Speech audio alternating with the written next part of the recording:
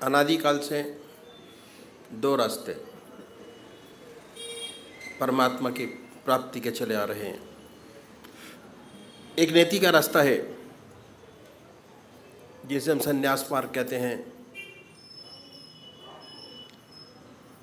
और ये रास्ता बहुत पुराना है। हमारे देश में बहुत ऊंचे ऊंचे सन्यासी संत महात्मा हुए जिन्होंने समय समय पर आकर हमारे देश और धर्म की रक्षा की। नीति का रास्ता छोटा है, इसमें समय कम लगता है। इस रास्ते का साधक हर वस्तु का त्याग करता चला जाता है। ऐसा साधक घर बार छोड़ता है, बीवी बच्चे छोड़ता है, धन दौलत छोड़ता है, संसार की हर वस्तु का त्याग कर कर संन्यास ग्रहण करता है। संन्यास लेने के बाद साधना में लग जाता है, और ऐसे साधक के सामने सब एक ही काम रह जाता है, वह परमात्मा की प्राप्ति। दुनिया के सारे काम उसके लिए समाप्त हो जाते हैं। यदि ऐसा साधक सच्चे हृदय से परमात्मा में लगे तो कोई वजह नहीं कि उसे अपने रास्ते पर सफलता प्राप्त न हो। लेकिन मेरे कह देने से कि ये रास्ता छोटा है, कोई भाई बिना सोचे समझे इस रास्ते में कूद ना पड़े, इस रास्ते को अपना ना ले। इस रास्ते की कठिनाइयां भी मैं आपके सामने रखूंगा। सबसे बड़ी बात यह है कि मन से त्याग करना बहुत आसान है, शरीर से त्याग करना बहुत आसान है, लेकिन सच्चा संन्यास जब तक प्राप्त नहीं होता, जब तक मन से सन्यासी ना हो जाए, संन्यास ना हो जाए। मुझे इस विषय पर एक सुंदर अनुभव अपने सद्गुरुदेव परम संत महात्मा श्री यशपाल जी महाराज का याद होया, जो मैं आपके सामने रखूंगा। एक बार वो जबलपुर से मुरादाबाद जा रहे थे। रास्ते में प्रयागराज का स्टेशन पड़ा। उन दिनों कुंभ का मेला समाप्त हुआ था। जब गाड़ी स्टेशन पर पहुंची तो देखा कि स्टेशन पर बहुत भीड़ है। ये भीड़ एक महात्मा जिनको अवधूत कहते थे छोड़ने आई हुई थी। गाड़ी आई, जय जयकार हुआ, गले में हाल फूल से विदाई की गई। इत्फाक से वो जब ट्रेन में चढ़े तो उसी डिब्बे में चढ़े जिसमें इसके सद्गुरुदेव जी बैठे हुए थे, और आपके सामने की बर्थ खाली थी, उसी पर आके विराजे। जब गाड़ी चली और कुछ आगे निकल गए तो आपके साथ बातचीत शुरू हुई। इस बातचीत के दौरान गुरुदेव जी ने आपसे एक प्रश्न किया, और वो ये था कि आपको संन्यास ले कितना समय हो गया। बड़े प्यार से उन्होंने उत्तर दिया कि 14 वर्ष। और उसके बाद जब ये उत्तर मिला तो आपका दूसरा प्रश्न था कि जब संन्यास लिया आपने तो आप गृहस्थी थे या सन्यासी।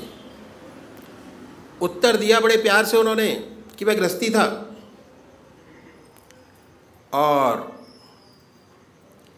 मेरे स्त्री और 2 बच्चे थे।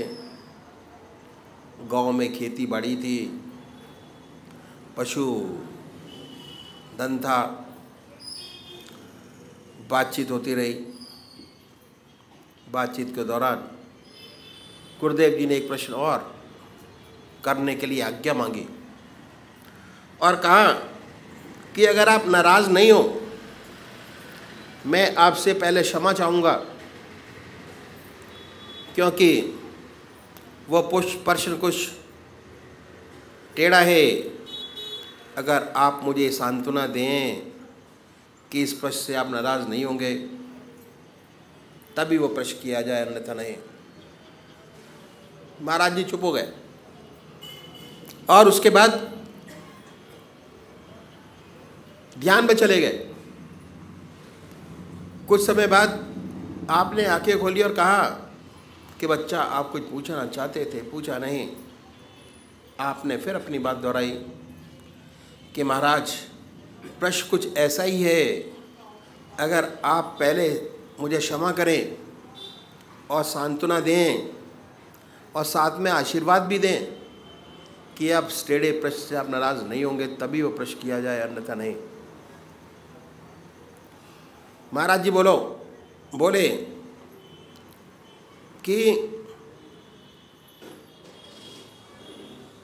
कि पूछो।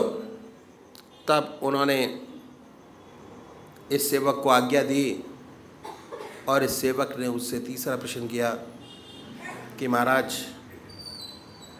क्या अभी भी आपको अपने बीवी बच्चों की याद आ जाती है?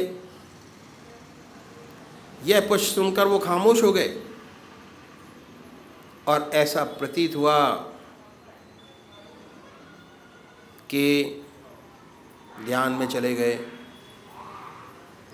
कुछ देर बाद आपने आंखें खोली और कहने लगे कि बच्चा, सत्य यही है कि मुझे आज भी अपने बीवी बच्चों की याद आ जाती है, और ख़ासतर उस समय जब मैं अपने गांव के पास से निकल जाता हूँ, जहाँ का मैं रहने वाला हूँ, तो ये याद बिल्कुल ताज़ा हो जाती है कि मेरी बीवी, ये मेरे बच्चे, ये मेरा खेत, ये मेरा मकान, और अब बच्चे बड़े हो गए और उन्होंने अपना काम संभाल लिया। गुरुदेव जी ने आपके चरण छुए, वाकई में बहुत ऊंचे महात्मा थे, अवधूत थे, कोई शक नहीं। क्योंकि संन्यास लेते ही आश्रम बदल जाता है। न उसका संन्यास के अपने नियम है, ना उसका कोई बीवी, न बच्चा, न खेत, न मकान, शरीर से त्याग हो गया। लेकिन 14 साल के बाद भी उसके मन से ये भावना नहीं गई।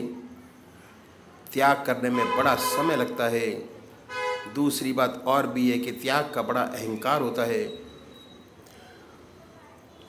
हम गृहस्थी लोग कभी कभी संसार से दुखी हो जाते हैं और अपना दुखड़ा सन्यासियों के पास जाकर कहते हैं कि महाराज, हम दुखी हैं, मन में शांति नहीं, चैन नहीं, कोई उपाय बतलाइए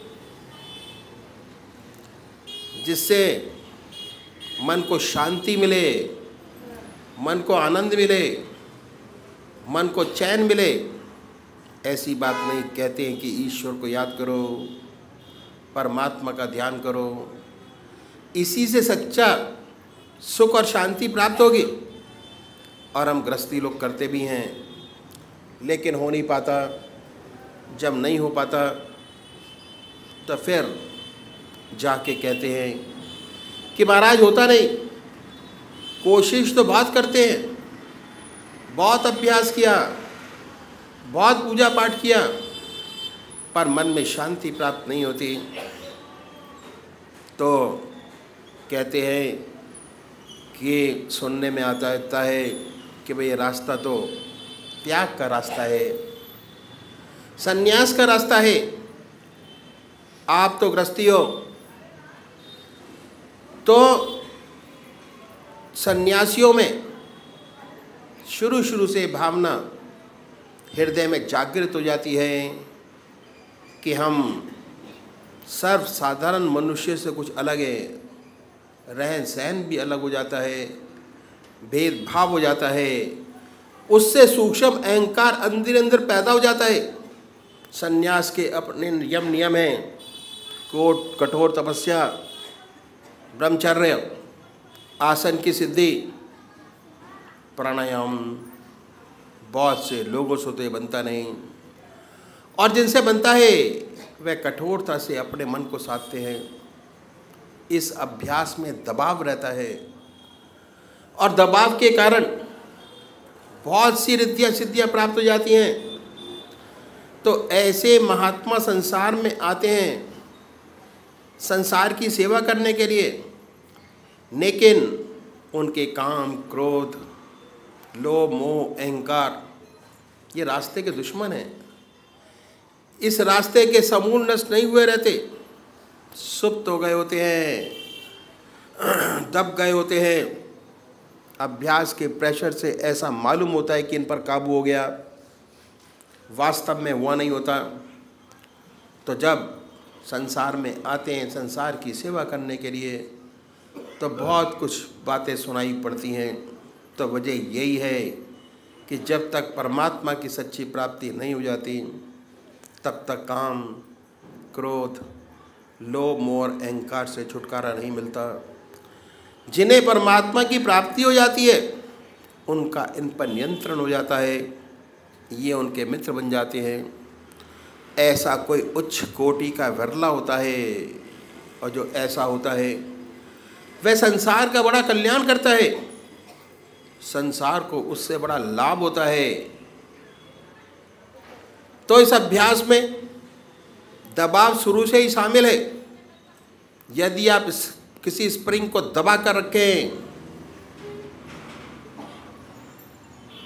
जब तक आप दबा है, जहाँ हाथ से छूटा कहीं पर भी मार कर सकता है, माथे पर लग जाए, मुंह पर लग जाए, बिल्कुल यही दशा होती है।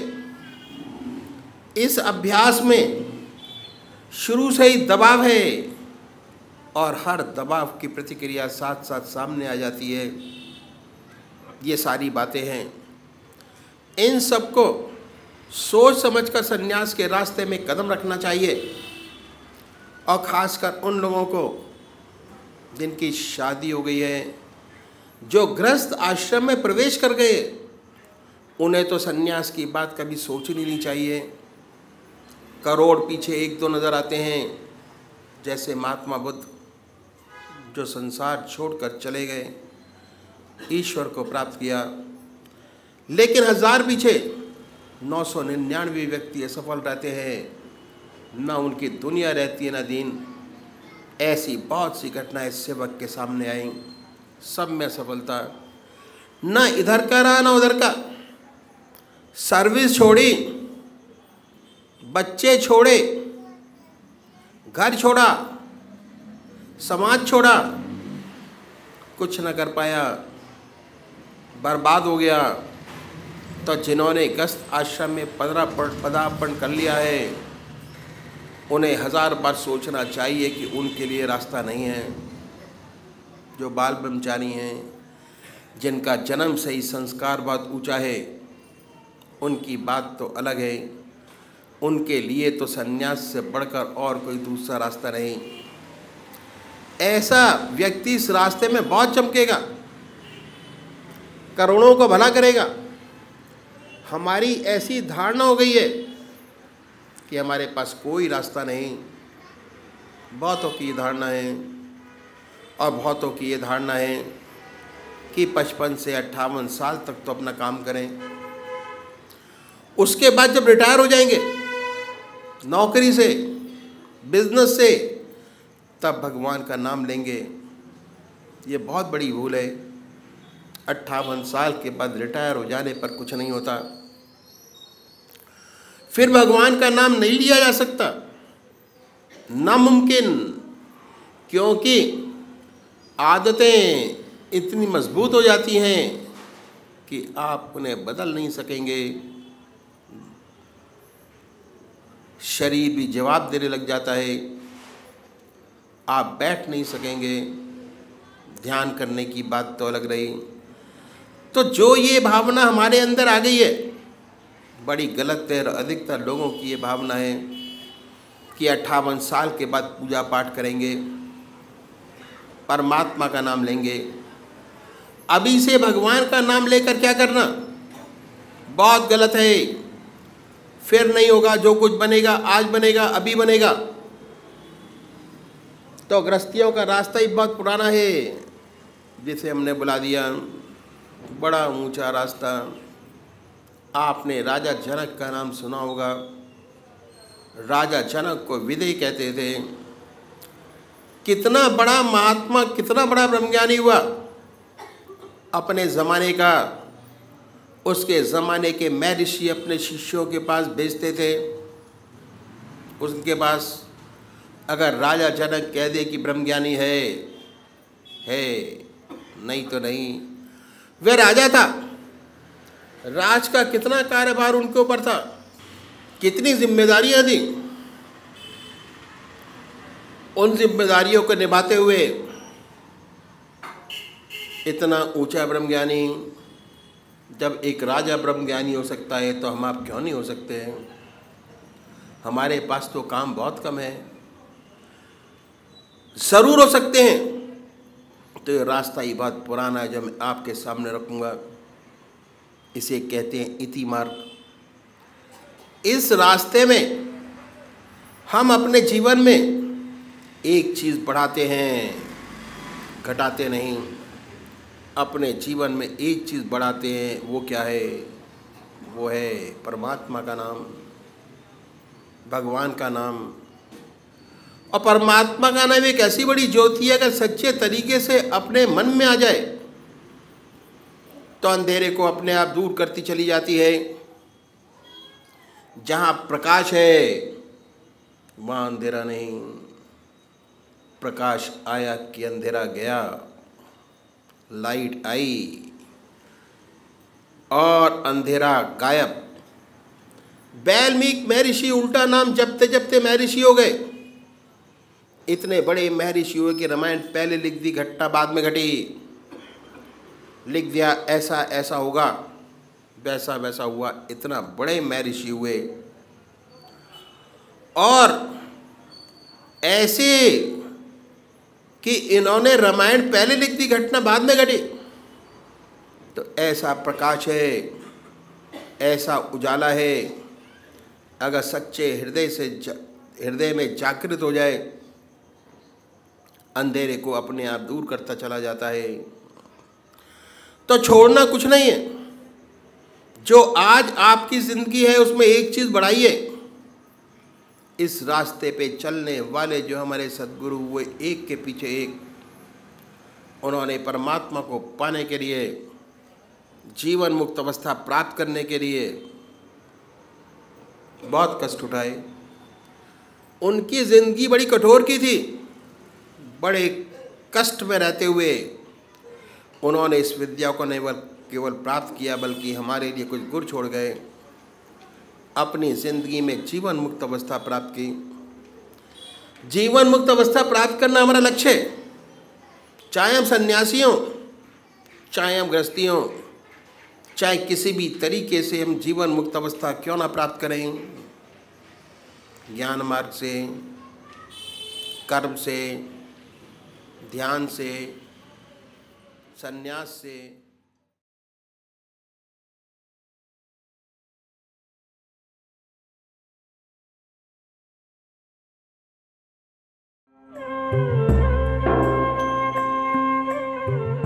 ध्यान योग के कार्यक्रम आनंद योग से निशुल्क जुड़ने के लिए संपर्क करें 9810239677।